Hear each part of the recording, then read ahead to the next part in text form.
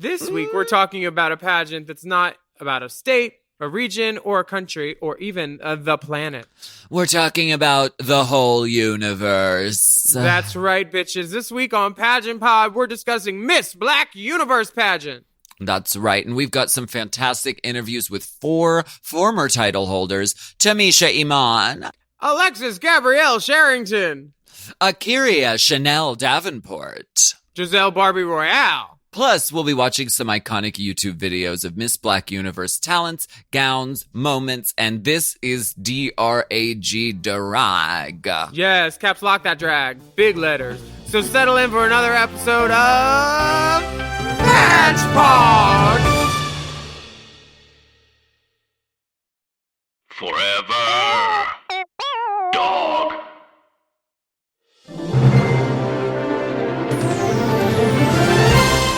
Coming to you from a sun deck at an undisclosed location, she's working on her tan, no pad summering, and she definitely has her gay hands up.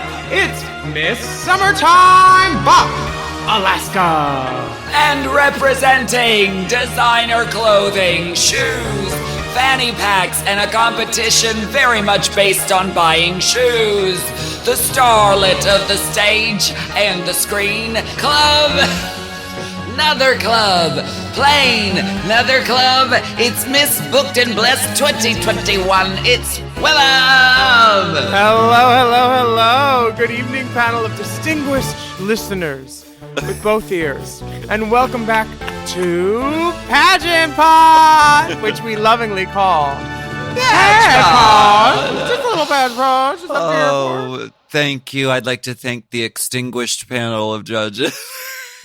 I was told there was no smoking, but that hairspray wasn't meant for you. Well, this show is going to be diving deep into the history of Miss Black Universe, the pageant for pageant girls. That's right. In this 8-episode limited series podcast experience, we're exploring the fabulous and dramatic history of drag pageants and how these queer institutions help shape drag culture and the world as we know it. Yeah, so let's get into it. It's all about Miss MBU, Miss Black Universe. It might be you. Actually, neither of us can win this, I don't think, in any distinction. Miss Black America pageant started in 1991, and then Miss Black Universe started in 1992, officially. And at one point, Randy was contemplating changing the name so that non-minorities could enter, but Tamisha Iman advised him against it. Miss Iman stated that there was no other national pageant except Mr. and Miss Black America for Black gay entertainers. Work. Yeah. Yes. Holler at her. You know her. Mm-hmm. Contestants must be male or transsexual and at least 18 years of age and able to show proof of date of the birth. And this is ripped straight from the rule books. Okay, so it's pretty straightforward. Presentation, sportswear, that's the new one. Formal wear / evening gown. Talent, no more than 5 minutes. Good, I only got 4 worth. Question and answer for the top 5. So that's pretty straightforward structure, but I love the addition of sportswear. And that's sickening. Sportswear is so much fun. Like, that's when you really get to show personality. Yeah. The judging for the preliminaries it's an accumulated point system, so some of the other pageants do that too. And then final night, you get scored for your top 10 finalists, and any and all placement ties will be broken by the highest talent category score. They said, so if you're as pretty as her, but your talent's better, boom, you won. Right. It's all about it comes down to the talent score if there's a tie. But wait, there's more. In the event of the talent score is the same, presentation category will decide the winner. And this rule is the same for placement ties at any preliminary to the MBU. Okay. They got rules on rules. Oh, and I like this one. The use of makeup artists, stylists, and assistants will only be allowed for final night. So for prelims, you're on your own. So I kind of live for that. It's probably because of space, first of all, because there's so many people. But also it's like, girl, they always say, are you a queen who has to, have someone do your makeup and zip you into your clothes and do your hair? Or can you put yourself together? I just listened to Bianca on the podcast and she went in on all the new pretty Instagram girls. her podcast with Fortune Feimster. It was funny. She's like, back in my day, season 6, this is 8 years ago, the queens could do things. So I love that on this they gotta like do things and they gotta be able to do it yourself. You can't just bring your pretty drag daughter. You couldn't bring Harlow in, you know. It is a matter of life and death. No, I'll wait.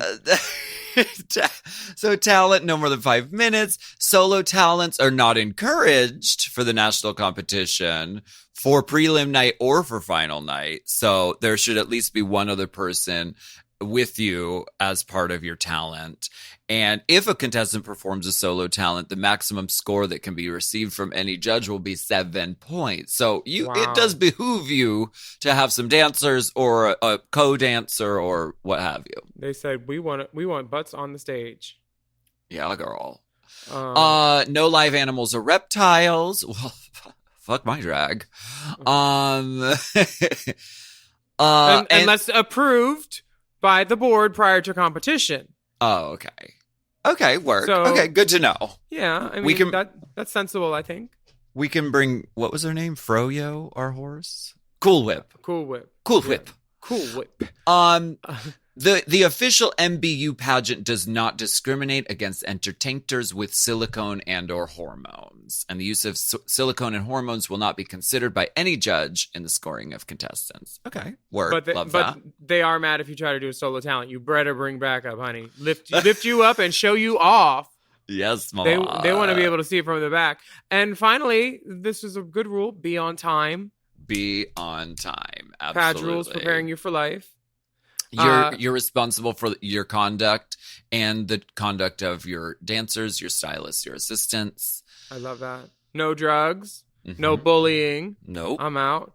The winner of MBU will be drugs and bullying are paying the mortgages on several homes around the world. The winners of Miss Black Universe will be required to sign a contract before any prize money is paid. Failure to sign the contract will mean forfeiture of the title. Okay. That's fair. All judges' decisions are final. MBU pageant reserves the right to make any decision concerning any matter not covered by these rules or regulations. MBU pageantry systems reserves the right to revoke the title of any winner deemed unfit during their reign after a hearing conducted by national board members. All right. Honey, they'll take it to the board. Girl, I'm on the board of directors of this pageant. We've got some amazing interviews with some iconic, legendary divas. We had the immense pleasure of speaking with some former Miss Black Universe winners, and we are so excited to share those experiences with you on the Page Podge. The name comes up every time we talk about iconic pageantry queens. She has so many titles, crowns, and scepters. A professional, hard worker, a legend, and call her Gabby. All her friends do. It's Alexis Gabrielle Sherrington! Alexis Gabrielle Sherrington won Miss Black Universe in 2005. I lost count of actual pageantries that I won a long time ago, but I've won, as far as national, all of the major national pageants that there are out there to win, with an exception, of course, of All American Goddess. But everything else I'm a part of. I love that. That's an easy answer. You're like, all of them. Which ones haven't I won? A selection that we know of include Miss Sweetheart International Plus 1995, Miss Duval 1999, Miss Gay US of A 2002, Miss Tampa Bay International 2005, Miss Black Universe 2005, Miss Continental 2012, and National Entertainer 2006. Coming to you from Florida, a state known for iconic dolls. She has snatched many titles, both nationally and internationally. A true beauty, a true icon. You have seen her talents on YouTube, bouncing about. She is lovely. She is talented. She's really inspiring and amazing. She is Jazell Barbie Royale. Yes. Jazell Barbie Royale won Miss Black Universe in 2013, and I think she won Continental in 2016, but she is always of the moment, and the moment, I'll I'll try to name as many as I can. So started with my very first pageant. The very first pageant that I won was Miss Tri-County Newcomer. And then after that, I won Miss Duval Newcomer. And then I won Miss Look International Newcomer. After winning that, I won Miss Black America Newcomer. And then that was when I decided to step up with the big girls. And I competed for Miss Long Star Black Universe, which was a preliminary to Miss Black Universe. I then went on to win, oh my gosh, now it's getting kind of tricky. I went on to win Miss Extravaganza. I won Miss Jacksonville. I won Miss All-Star Continental. I won Miss. Then those are the preliminaries I won. Then I won Miss Duval after 5 attempts. I won Miss Black Universe. I won Miss Continental. I won Miss Westland. I won Miss Florida. And then the last pageant that I won was Miss International Queen in Thailand. So I didn't name all of the pageants that I've won, but yeah, I tried. That's a good working list. So it sounds, I mean, from the sounds of it, from all the newcomer titles, it sounds like you started in the pageant world really early. Yes. What was it about, the world of pageants that made you want to get into it? Well, I can remember as young as being, in middle school, wanting to participate in the pageants in school. But of course, I couldn't do the Little Miss pageant, and because I was not, I hadn't transitioned at that time. So it was just things that I wanted to do. So when I first stepped into a gay bar, I was 16. And that was when I saw my first drag show. And I was immediately connected to it. It was just, there was no question about it. I saw it and knew that was what I wanted to do with my life. And so when I had a neighbor that they were a gay couple, and they would allow me to come over to their house. I would even skip school, and they would allow me to come over to their house, and they had a library of VHS pageant tapes, and I would sit and I would binge watch pageants. And so that was where my obsession came. And that's what its obsession with pageantry came, with drag pageantry. It's really all about the pageant tapes, isn't it? There's nothing like a good old VHS tape. Yeah. Absolutely. Holler at her, you know her. Holler at her, we know we love her. The living legend, a true icon, merchandiser extraordinaris, most recently from season 13 of RuPaul's Drag Race, but with decades of pageant experience before that. It's the mother of the House of Iman, Tamisha Iman. Honey, she's coming through. Tamisha Iman won Miss Black Universe in 2000. So I had kids at the age of 15. I had a set of twins at the age of 15. So that kind of, because I was a dancer. So my whole goal was to get to Hollywood. That was my ultimate thing. So after I had kids, I had to drop out of high school. I went back, but I had to drop out of high school at the time because I'm a father now. And then I found out a couple of years later, I might be gay. So it's like, okay, how is this gonna go? So it was a real confusing time between 15 and 20. Once I met this guy, we started dating when I was 19. He was heavily into the gay community and the pageantries and all of that. And he pretty much introduced me to it. So he introduced me to it. I started as a male entertainer. For a whole year, I was a male entertainer. I did this pageant one time, 2 months after I had started performing, won the pageant, didn't know really what it meant, but it made money.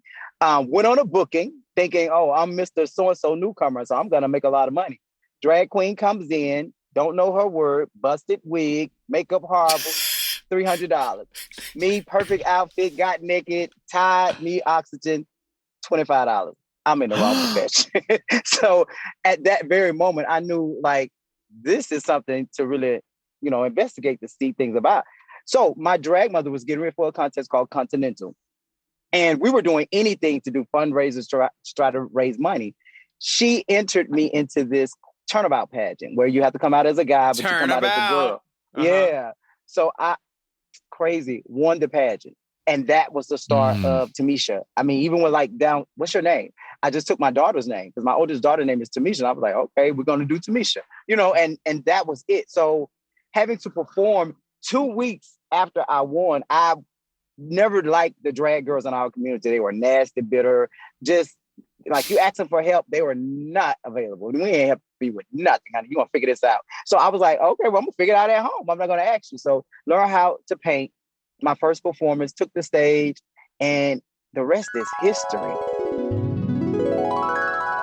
Most of us met her on season 11 of Drag Race, and currently the world is watching her again on All Stars 6. Name something she can't do. She is the Miss Ass Almighty, Miss Akira Chanel Davenport. Akira Chanel Davenport won Miss Black Universe in 2017.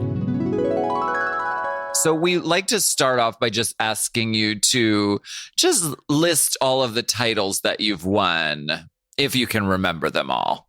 Okay, first of all, girl, how long is the show? Because, you know. Some highlights. Okay, well, let me go through the list. Let's start off when I was a young whippersnapper. I won Miss Black. And listen, when I say Miss Black, y'all don't think it's a race thing. You know, some pageants have their title of Black in front of them because a lot of the systems when they first started didn't highlight the Black girls. So there's going to be a lot of systems that I'm going to name that's going to say Miss Black so-and-so. But anyway, I'm a former Miss Vogue International. I'm a former Miss International Inc. I'm a former Miss Black America. I'm a former Miss Black America newcomer. I'm also a former Miss Black America Junior Miss. I am a former Miss Black Universe. I am a former, the list goes on. Pretty much everything on the national newcomer level, I've won. A Miss Westland newcomer, Miss Diamonds of the South newcomer, Miss Unity of America. Unity of America. See, bitch, you know better than I do. Listen, between the weed and the poppers, my mind is going bad.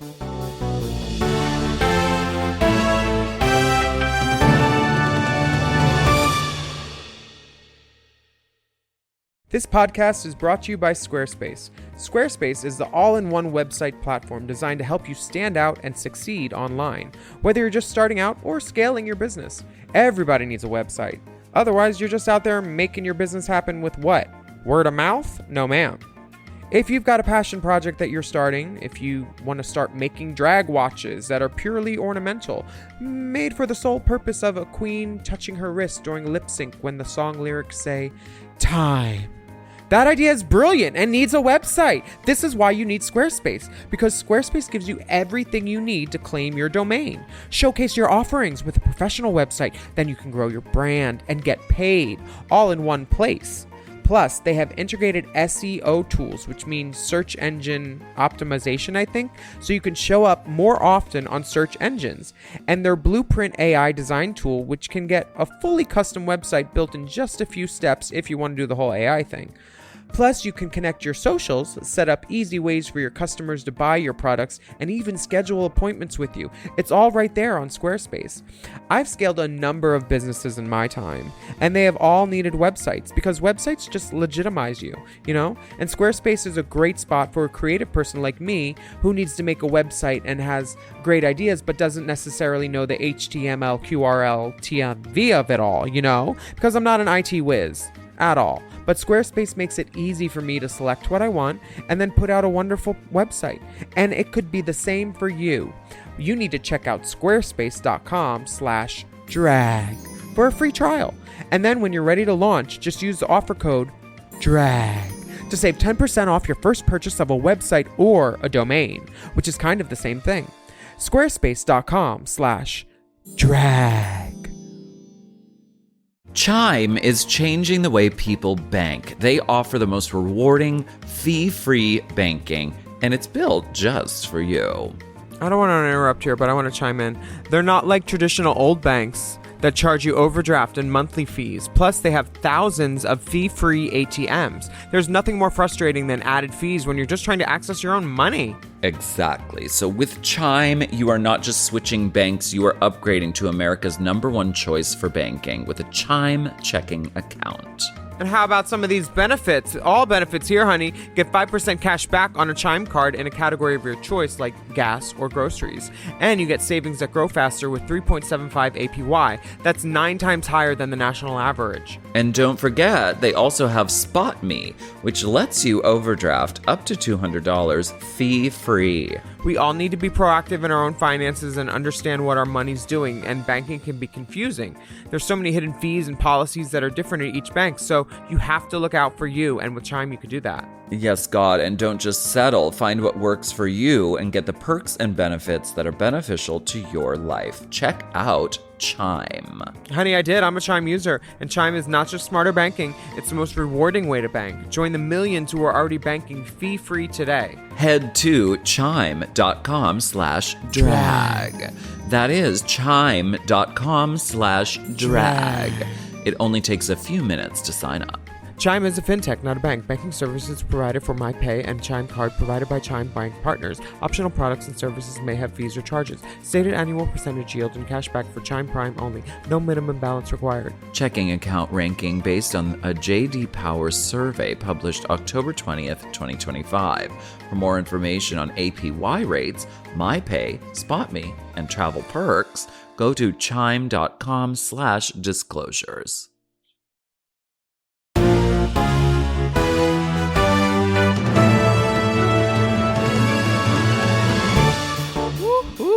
So let's hear from our winners about their preparation for Miss Black Universe. The thing with Black Universe is it's one of those systems, it's always been known as one of those systems where it's the top tier system to win. So especially for the Black community. So if you were a former Miss Black Universe or the current reigning Miss Black Universe, you were like the creme de la creme. So for me coming in fresh off the newcomer circuit, I was pretty much a baby queen in their eyes. So yeah, I was pretty much just going to be intermission, probably free to look at. Those were the things that they was thinking was coming their way. But bitch, I had a plan. Didn't know. I had a plan for them. Not only did you have a plan, but you executed it like very well within an inch of its life. Like that was sickening. Yeah, I won every category except for question and answer. And that's all because drinking before question and answer might not work in your favor. Oh. Okay, so I competed for Miss Black Universe twice. The first time I was about 20 years old, and I made the top 5. I was second runner up, and I won talent that year. And then I set out for 5 years, and I came back. And I won. And my preparation for that was Miss Duval.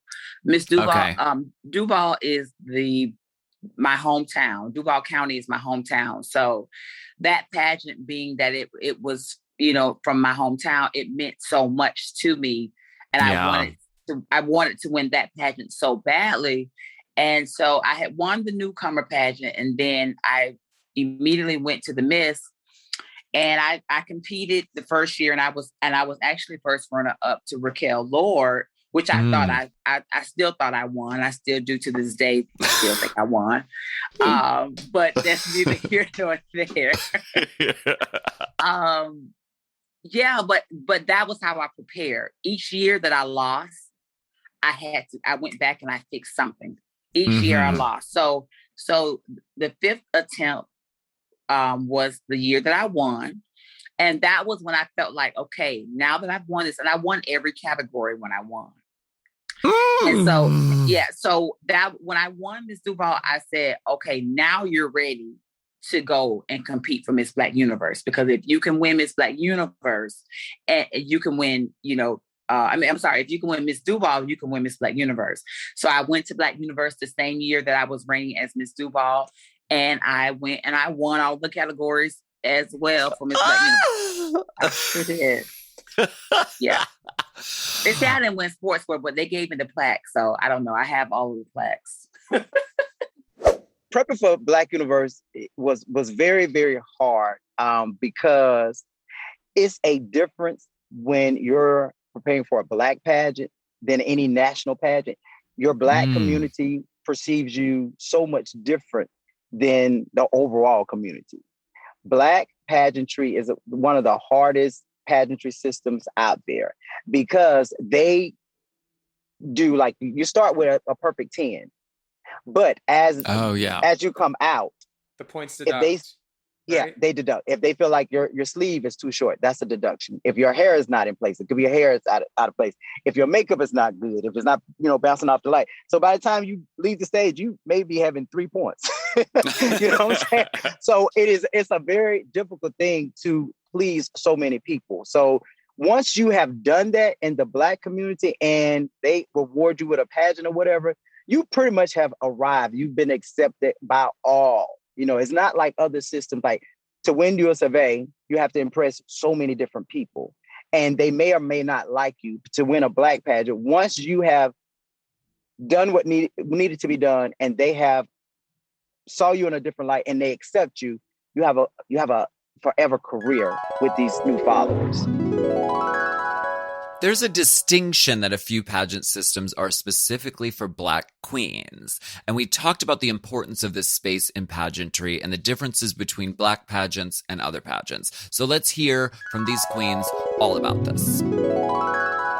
As far as Miss Black Universe, that system was actually united to, give our community a place that we can call home, and where we could invest our creativity and broadcast our talents. All systems were created on different spectrums, and that was the engine for our African-American community to come together and show our exposure as well as our talents. Why that has a special place in my heart is funny, because for the longest time, it was my best friend's dream, Marissa. It was her dream to be Miss Black Universe, and I would always be assisting her in that as she was assisting me in Continental. And then at one point, the roles reversed, because being there with her, I realized that it was something that I too wanted to be a part of, because it stood for Black excellence. And in that being said, I won after her because I helped her win and she assisted me winning. So it was never something that I didn't want to be a part of. I was always a part of it, even when I was in the background of it. But it was kind of like we assisted each other, going into it. She won 2 years before me. I won 2 years after her. I love that you were on loaf duty for your sister. Exactly. Turn the loaf around, wear it next year. There was a particular time where Black entertainers weren't appreciated or judged fairly in a competition. And sometimes there are things about us culturally that as far as our fashion, as far as the music we may choose for talents, or that other people may not understand. And at that time, a lot of white people were in power as far as the judges panel and the owners of these different pageants and things like that. And so you may have had an entertainer back in the 80s that may have came out and did Salt and Pepper for talent. And you may have a panel of white judges that's kind of like, that may not be able to relate or appreciate it or see it as a talent. Right. But if you have a system that has that predominantly Black and brown people on the panel that are culturally competent, they'll be able to appreciate and understand someone coming and doing a Salt and Pepper talent. So exactly. that was the reason why pageants like Black Universe was created. It was created to give Black and brown entertainers a space to be able to express themselves the way that they were raised, the way that were raised, and the fashions that we were raised up on, and that we appreciate, the hairstyles that we wear can be appreciated we can all be in a space and be appreciated. So it wasn't for me, in my opinion, I don't think it was about trying to segregate, you know, Right. white and black, or it was just trying to give us a space where we can excel and be great and be appreciated. And so I definitely wanted to be a part of Black excellence, because that's what Black Universe is. It is a pageant that has so many performers that are excellent in this community and in this art form, you know, like Naisha Dupree, Nicola Dupree, Stasha Sanchez, Raquel Lord, Monty St. James, Christopher Iman, Yasmin Campbell Starr, like Antoinette Chanel Roberts, Kyla Santi. I mean, the list goes on and on and on. There are so many of us, you know, Silky Monroe, that are just talented individuals that just happen to be Black. That's all. Yeah, exactly. Two of these divas are Rue girls. And what does the pageant system think of drag race girls specifically competing? I feel like pageant girls, when it comes to RuPaul's Drag Race, don't get the proper respect. I feel like they put us in a box of just being pretty girls who can wear dresses. But they don't really think about the fact that most of the pageant girls, if you put us on the road, if you put us in a room full of just straight fabric and tell us to get ready for a runway, we could do that. Versus most Ru girls, if you put them in a room with just fabric, you'll have a toga party. Yeah, a bitch, that's it. Or a naked bitch on stage with a corset on. Right. Yeah. And so of course you get that underlining shade, but you also get it from the pageant girls too, because a lot of the pageant girls don't respect RuPaul's Drag Race because they feel like a lot of that drag is camp drag or watered down, or you know, it's just kind of it's one of those things where, bitch, everybody has something to say at this point. Honestly, I feel like pageants naturally do groom you to be self-sufficient. They groom you to be independent. Not saying Drag Race doesn't, but you get a lot of girls who get on Drag Race who can't travel by themselves because they can't put a look together by themselves, or they can't they can't go on the show without somebody doing their makeup, having to check their hair, or, you know, most of them are honestly baby queens, and it's no tea, no shade, but a pageant, you have to learn these essentials because, bitch, 9 times out of 10, you may be on a gig by yourself, and your gig may only be paying you $250. So if you're only getting paid $250, you have to actually now think about, if I pay a dresser or if I pay somebody to do my hair, bitch, I'm not getting a loaf at the end of the night because I'm now paying somebody else that loaf. Exactly. Here is Akira Chanel Davenport.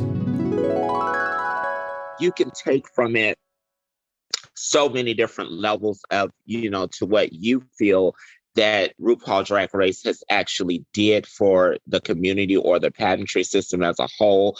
But me, in the arena where I currently am working, and that's with the heterosexual community at Hamburger Mary's, which is a brunch show, I honestly feel like that exposure has given us the recognition and the normalization that we were looking for so very long. And I don't think that there's anything negative about it, only because it's now, you know, it's mainstream, and it's allowing us to be accepted, not as, you know, how our heterosexual, you know, counterparts used to look at us as, oh, the gays are freaks, or they're this, or they're that. They actually see that we have a community that we created only for us to be able to express ourselves. And now we're getting the opportunity for you all to see how we're expressing ourselves. So I personally, for me, and I'm only speaking for me, not the community, not the trans community, not the drag community. I'm speaking for myself as an individual, as stating, I think that is a good representation of us as a community. I personally do. With great power comes great responsibility, and by responsibility we mean the requirements for these queens' reigning year. So, how seriously are these queens taking their reigning year responsibilities? We want to know. Let's find out. Okay, so my year's Black Universe is kind of short, only because right after I won Black Universe, I did one preliminary, and then I had to get ready for Drag Race. So I did the application during the process, right after, I think I won Black Universe in October. Our deadline for Drag Race was in March. So, and we left in May. So most of my reign ended up being dedicated to preparing for Drag Race, although they don't give you that long. But when I got home afterwards, it was pretty much time to get ready for my give up. So I never really officially got to reign fully. Would I do it again? Yeah, probably so, now that I have a little coin in my pocket. As far as me winning a pageant again, I'm pretty much good on pageantry at this point. I feel like I did everything I wanted to do in my career as far as pageantry. And honestly, girl, it has stopped being fun now. Little secret. When I first started doing pageants, it was fun because at that point in time, I wasn't spending any money. I was stealing. So I would go in the store and I was like a size 0 to 3. So I could go and get a dress off the sales room floor and like go win a pageant and completely just have profit. See what I'm saying? Versus we love a now, Mr. Bitch. Hey, hello. I could win a whole pageant off a stolen package. So you could actually make money because you could resell the dress after to somebody else. At that point in time, it was fun because, like I said, I wasn't really spending any money. Then when I actually started investing money, I started the money I was investing into it. And I was also looking at what I get back. And you don't even get a third of what you actually invest into a pageant. Like, just say you spend $10,000 to win in hopes that you win to maybe get $1,000 that night, which you have now spent on dancers and travel. You now have to get back home and also prepare for like promos, which is $500 that need to be released within a month. So it started being more of an underpaying job.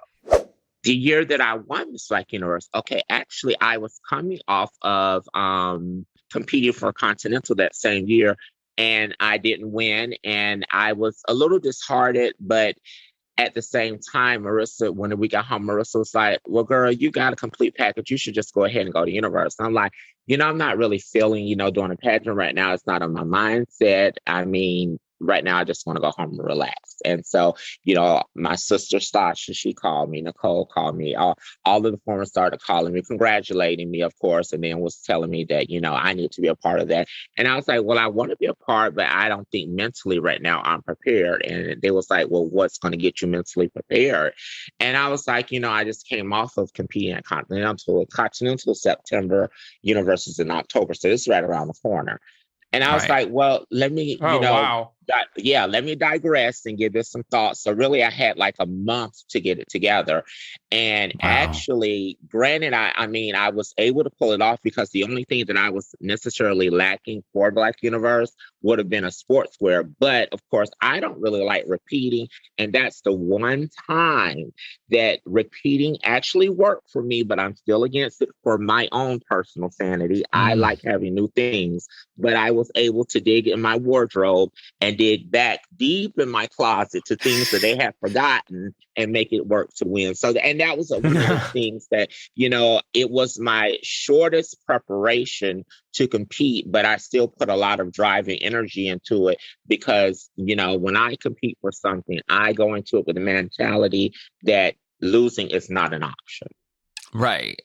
I mean, we can't win them all, but I think me having that, foundation of feeling that way, it's going to drive me to do everything that I can to, if not win, possibly be in the top 3.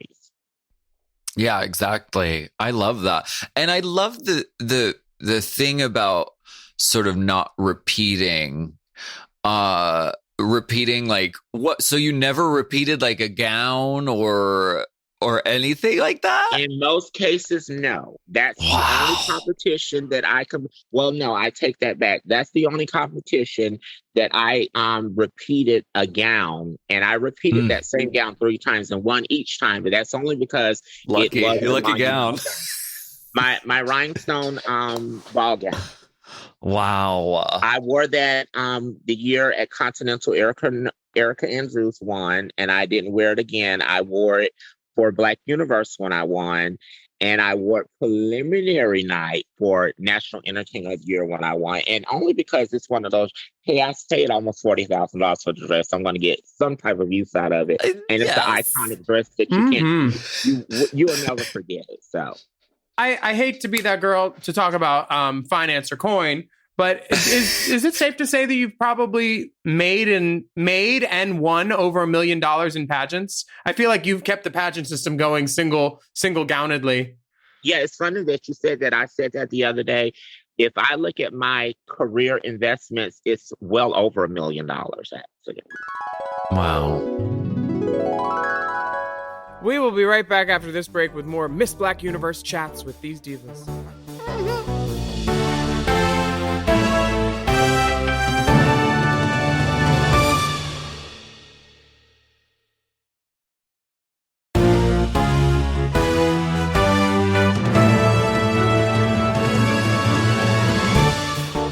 I'm excited to hear more from this court of Miss Black Universes.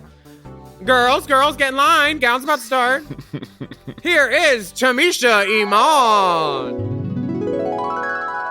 What did the first time going out as a drag queen feel like instead of as a male entertainer? Like, did you get to wear a lash? Girl. And you were just like you were living that point? Oh, no. It was the hardest thing. Keep in mind, had never put on heels before. I could deal with, because to me, when I was in high school, I went to school of performing arts. So theater was like, I liked acting. That was my thing. So Tamisha was a performance. The biggest hurdle of the performance was walking in heels.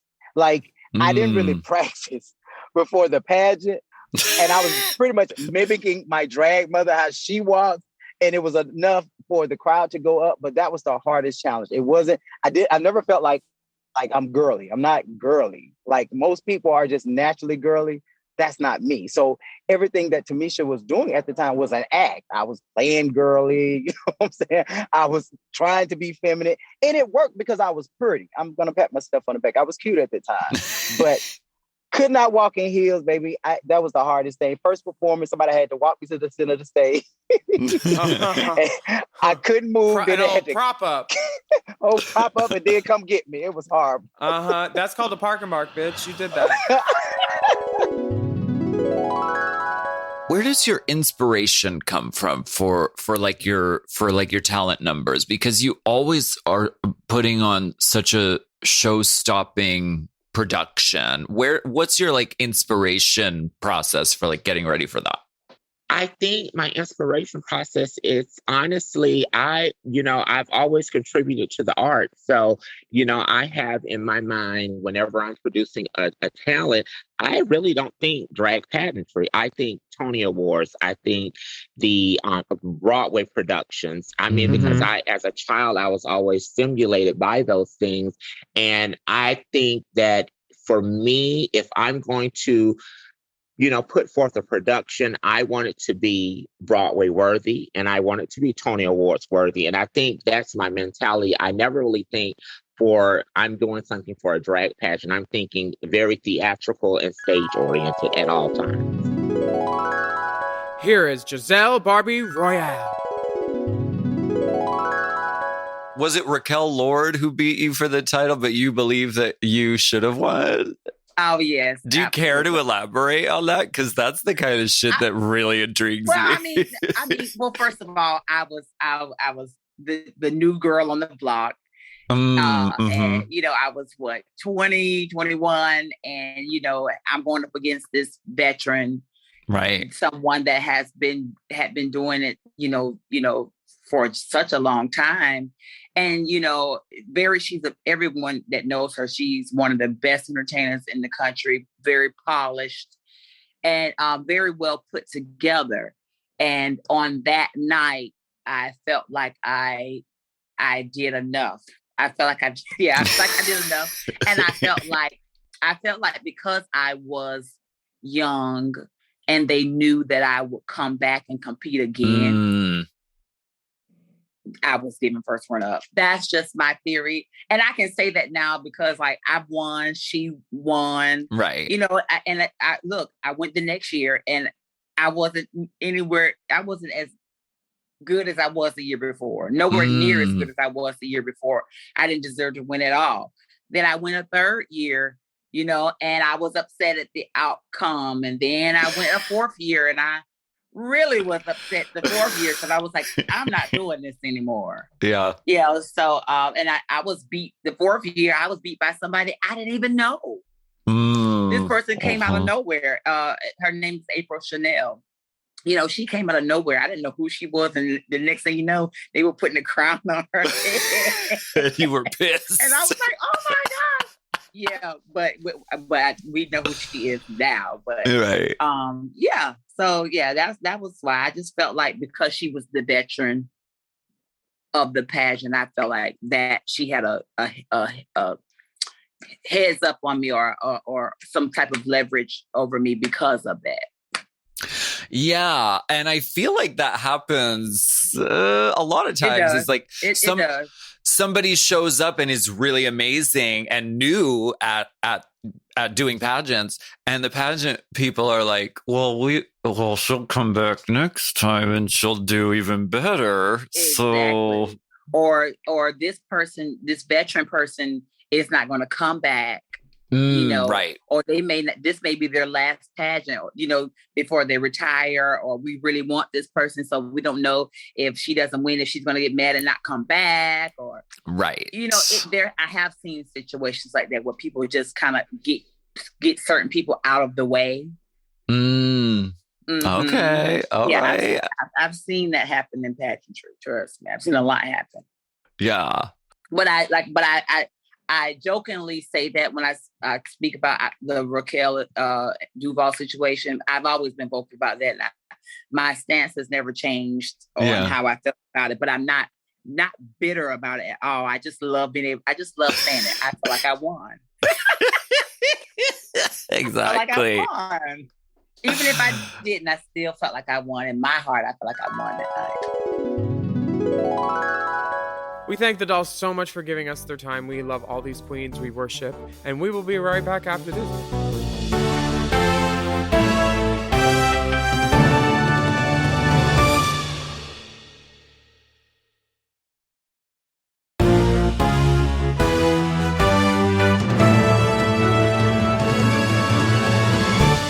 So our knowledge there isn't any sort of full-length documentary about Miss Black Universe, but there are tons of clips on YouTube. We encourage you to watch them. These girls know how to party. The Pageant Pod playlist, that's on the Forever Dog YouTube channel, has some really, really great clips. And we have a few clips here that we want to discuss right now. Oh my gosh, show us what it is. Is this Tamisha Iman's Winning Talent from 2000? Yes, it is. Tamisha Iman in the year 2000, turn of the century. Yes. Wow. Well, she's got dancers, so she'll be getting more than 7 points. Jennifer Holiday?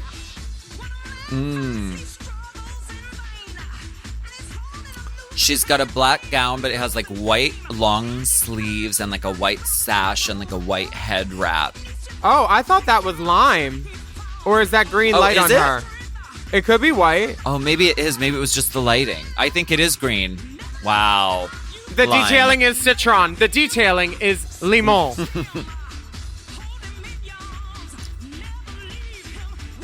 And all of these backup dancers are men. They're all taller than her. They're taller than her. It's not a twink sister who's just like doing this as a favor. These are men, honey.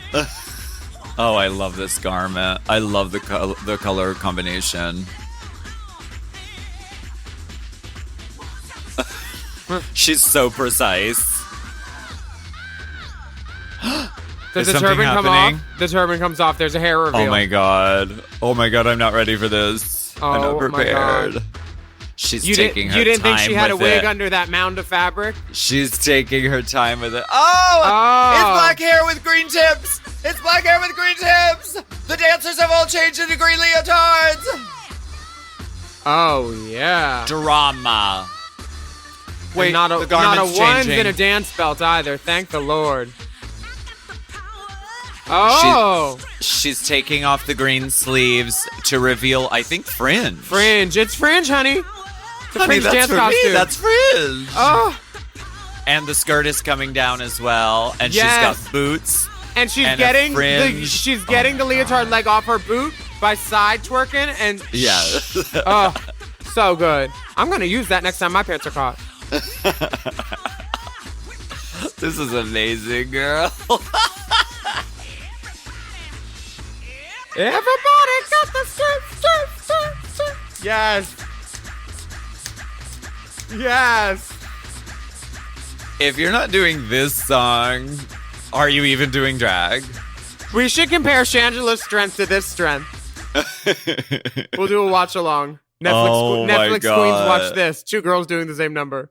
I have tingles. I'm like, she's really so electrifying as a performer. She took off that clothing so well. She did. She that took was off one the of clothing, the best right. reveals. So good. She took and off the clothing. She scooched down that gown and did a side twerk while spinning as she took it down. Oh, that Thank you, was Tamisha wonderful. Iman. Damn. Miss Black Universe 98 evening gown category. Oh, I love this. This is the absolute best thing to watch on YouTube. It's just a good old pageant gown category. Strut and stunt, ladies. Absolutely. That dress is encrusted. Can Raquel Lord? Oh, wow. Raquel Lord. In a salmon gown. Absolutely beautiful, head to toe. The slow spin, we love. Perfection. Absolutely stunning. Ooh. Dominique. This is a very cosmopolitan piece. Yes, it is. I would say so. That's my new intro. You're a native New Yorker. Elegance at its best. Nicole E. Dupree. Yes, wow. Nicole. Beautiful. Is that like a houndstooth moment? It's like a pattern, like a star brocade pattern. Oh, that bow. And that huge big, bow. I love that bow. You know I'm a sucker for a bow. Bringing drama. A little surprise for when you turn away, you know. She's the one named diva, Marissa. I love this. It's gold and black, and the fabric sort of flips as it goes down. Oh my gosh. And the necklace jewels. Oh, the dingle bops on the back too? Yeah. Absolutely stunning. Wow. Okay, this next one is crazy. We don't see the beginning of it, but it's Tamisha. She steps out from behind the cover-up, which someone is holding, and then she slaps her hands, and they carry it away. But you never see them. You just see the cover-up moving like an Orko from He-Man. And her gown is gorge. It's black and white. Yes. She's painted. You can hear the room The crowd is screaming. levitating. And she's letting them clap for her. Oh, the back. Oh my god. the back. This sort of cross bands. Crisscross bands representing she's a prisoner of the night. Absolutely. Very breathless Mahoney. Stunning. I love the clapping of the hands to tell the cover-up person operator, you're done. Get out of here. And if you are seen, we are deducting. You must hide behind that cover-up. I don't want them to see an inch of you. Why is no one ready? Let's watch Trinity K. Bonet's Talent 2011, Miss Black Universe. And oh my gosh, I'm so ready. But it's production.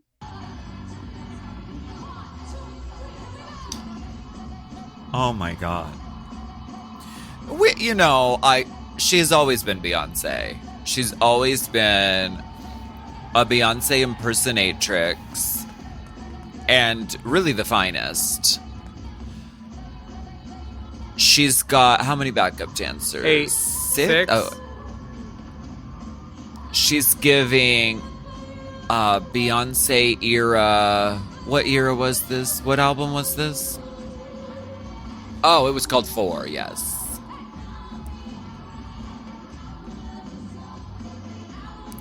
Honey, she's got... Oh, that's a fan. I was wondering, I was like, what's in the middle that's like a weird crown shape? It's a fan and like a backdrop to hide the fan. Yes.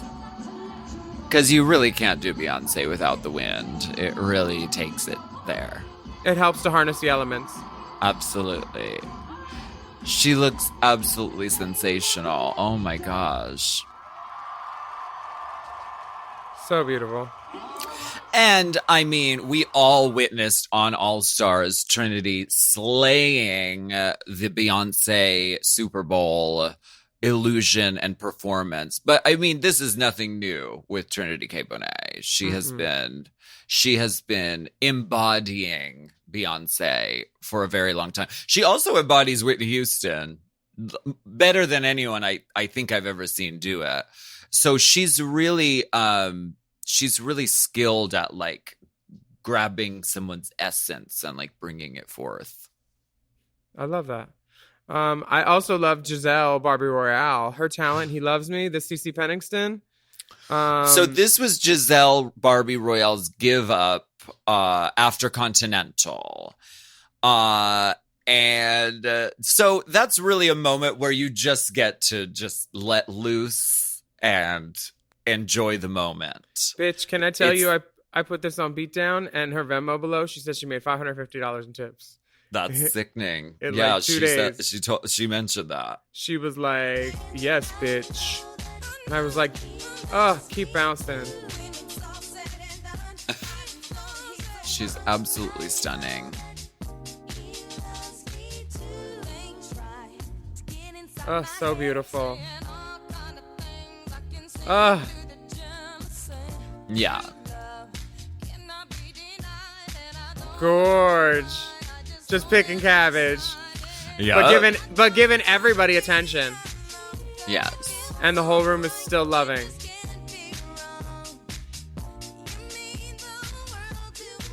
It helps having the lights too.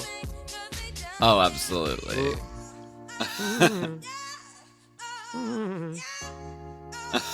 She's doing the iconic bounce. So good. I bet the room was just losing their minds. So is that under the muscle or over? I don't know, but the muscles are strong.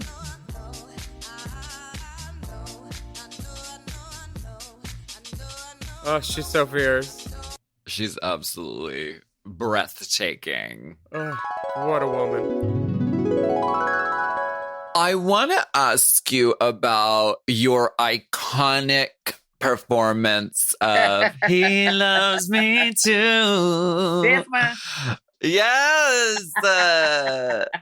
When did you like start seeing that this was circulating on the internet? Okay. So I want to say this. That was that performance was in 2017. It was my Continental Give Up. And how I discovered that song, I was in Chicago for a preliminary, and I went to the Club Hydrate afterwards, and an entertainer named Bianca came out and she started performing that song, and I was like, what the fuck song is this? Who sings this? Like, and it was her interpretation of the song as well that caught my attention. So she gave me the song and I just started to obsess over it, listen to it. It just became just like my get ready song and do my makeup song. And so when I got to Chicago for my give up, I said, I'm going to do He Loves Me Too. I'm going to do it. And I love the fact that the song was 8 minutes and something long. I love, like, I'm a disco girl. Like, I love like disco mega 12-inch, 16-inch songs, Donna Summer type. Yes. Go on and on and on. And so I've never said this, I've never explained this performance, but I went through a lot of ups and downs as Miss Continental. And I was so excited to relinquish my title. I've never said this publicly. So I'm gonna try to say this as good. So I was so excited to give up the title. I was so ready to get my freedom back. I was ready to get my voice back. There had been I met so many wonderful people and got to travel all over the world as Miss Continental. And that was the most beautiful part about me being Miss Continental. The beautiful people that I got to meet all over I got to spend 2 weeks in Paris. I got to go to Switzerland. I got to, it was amazing. I got to go to Hawaii and so many different places around the United States that I had never been. But sometimes we remember the bad moments more than we remember the good, or the bad moments sometimes can impact us more than the good. Sometimes the bad can outweigh the good. Yeah. And in that moment, but right before I was about to go out on that stage, everything negative that had came to me throughout that year, I was ready to just release it. Yeah. And when I came out there on that stage and I performed that song, I was releasing all negative energies and negative thoughts and negative things that were said about me and different things. There was some things I was sabotaged, as Miss Continental. There were things that people did to try to sabotage my name and try to sabotage my legacy. And in that performance, I just I let loose. I let loose. I didn't care what anybody thought. And I was just full of energy, and it was a release. So, and for that video to go viral like it did, I was like, people don't understand what I was really going through in that moment. And sometimes hurt and pain gives off the best performances. That's, especially as drag queens, as female impersonators, as entertainers, a lot of times we have to go on the stage when we're not feeling good, when we've been hurt, when we're down, we have to still go out there on the stage and give people a performance and put a smile on people's face, because that's what we're here for. And that was just one of those moments where I persevered and I was able to turn lemons into lemonade. I mean, really, you are glowing. You're so joyful. And now, yes, I love that context. And of course, the iconic bouncing. Yes, that's one of my moves. So a little backstory to this move. When I was a little younger, when I had my little bee sting breast, one of my friends, Janelle Bowman, she already had her breast implants and everything, and she would do that. She would do Nicki Minaj super bass, and she would make her breast jump, and so it would just drive us insane. So when I got my breast implants, I was able to do the same thing, and so of course I've used it ever since then. Of course. I've used it ever since then. Absolutely. Thank you so much for joining us on Page Podge this week. Thank you, extinguished panel of listeners. I love that. She's known as the Equine Beauty. We just got her hooked. She has a penchant for carrots and hay, and if you've seen her wigs, you'll know what I mean. She's Miss Seabiscuit 2021. It's Alaska. And with a clean sweep this year, representing the House of Hoverboard, she's your Miss Start My Track again. It's Willam. Yes. My voice is going to stay like that. We will be back next week with more pageantry, glamour, and a little bit of backstage drama. Absolutely. We're nearing the end of our series, but we have some really fun things planned for the next 2 episodes. Check out the Page Podge playlist on Forever Dog's YouTube channel for all the pertinent video clips and references that we're talking about, so you can be filled in. It's just a good time over there watching the divas, the gowns, the talents, the presentations, the sportswear. Definitely. And if you have... Exactly. And if you have any pageant-related news, behind-the-scenes stories or tidbits or amazing pageant clips, please send them to us at racechaserpodcast@gmail.com. Thank you, and good night. Good evening.